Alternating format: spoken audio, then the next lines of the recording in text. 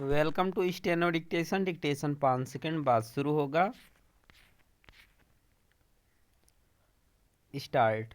लोकसभा और विधानसभाओं के चुनाव एक साथ कराए जाने संबंधी विधेयकों पर विचार के लिए बुलाई गई संयुक्त संसदीय समिति की पहली बैठक में विपक्षी सदस्यों के विरोध के सुर पर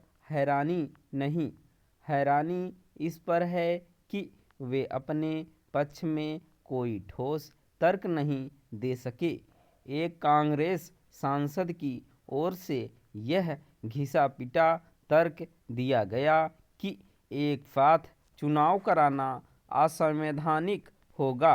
उन्हें इससे परिचित होना चाहिए कि 1967 तक लोकसभा और विधानसभाओं के चुनाव एक साथ ही होते थे। क्या वे असंवैधानिक होते थे? तब एक साथ चुनाव इसलिए होते थे क्योंकि संविधान निर्माताओं ने ऐसी व्यवस्था को उपयुक्त पाया था। चूँकि उन्हें इसका आभास नहीं था कि एक समय ऐसा आएगा जब संकीर्ण राजनीतिक कारणों से राज्य सरकारों को छद्म से गिराया जाएगा, जैसा कि जवाहरलाल नेहरू और इंदिरा गांधी के शासनकाल में किया गया। इसलिए उन्होंने ऐसे उपाय नहीं सुझाए जिससे एक साथ चुनाव के सिलसिले को बाधित होने से रोका जा सके। एक साथ चुनाव को लेकर संसद के शीतकालीन सत्र में पेश 2 विधेयकों के जरिए ऐसे ही उपाय सुझाए गए हैं। उचित यह होगा कि संयुक्त संसदीय समिति के सदस्य इन उपायों पर दलगत राजनीतिक स्वार्थों से ऊपर उठकर निरंकुश ढंग से विचार करें। यह दुर्भाग्यपूर्ण है कि समिति में शामिल विपक्षी सदस्य ऐसा करना तो दूर ढंग के तर्क भी नहीं रख पा रहे हैं। विपक्ष की ओर से एक साथ चुनाव की पहल को लोगों के लोकतांत्रिक अधिकारों का हनन भी बताया जा रहा है। यह इसलिए हास्यास्पद है कि पिछले लोकसभा चुनाव के साथ ही ओडिशा, आंध्र प्रदेश, अरुणाचल प्रदेश और सिक्किम के विधानसभा चुनाव हुए थे।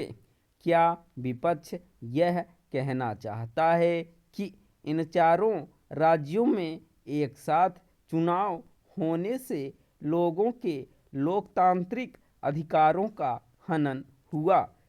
यदि हाँ तो कैसे, और यदि नहीं तो इसका मतलब है कि उसे यह सूझ ही नहीं रहा है कि एक देश एक चुनाव के विचार का तार्किक तरीके से विरोध कैसे किया जाए और इसीलिए वह खोखली दलीलें पेश कर रहा है।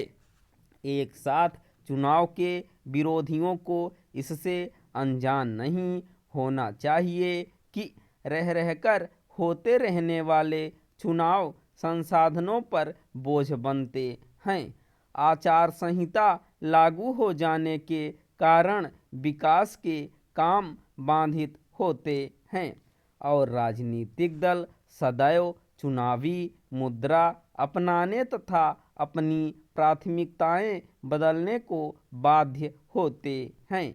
एक साथ चुनाव से केवल संसाधनों की बचत के साथ जनता को राहत ही नहीं मिलेगी, बल्कि राजनीतिक दलों को भी आसानी होगी। एक साथ चुनाव के विरोध में विपक्ष की ओर से एक तर्क यह भी दिया जा रहा है कि इससे क्षेत्रीय राजनीतिक दलों को नुकसान होगा। ओडिशा और आंध्र प्रदेश के अनुभव तो इस तर्क को आधारहीन ही साबित करते हैं। स्टॉप।